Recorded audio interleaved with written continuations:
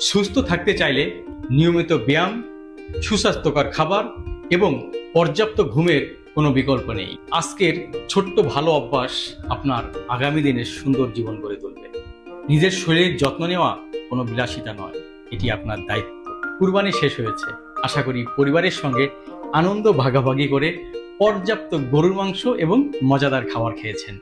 আর এর ফলে শরীরে অতিরিক্ত ক্যালোরিজ এবং এক্সট্রা ফ্যাট জমা হতেই পারে। এটা এখন বার্ন করবেন কিভাবে আমি বলছি। চলে আসুন রিগান ফিটনেসে।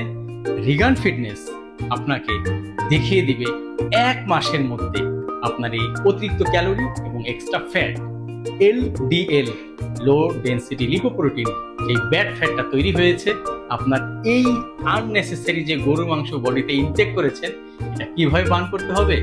রিগান ফিটনেস আপনাকে ওই রাস্তাটা দেখিয়ে দেবে।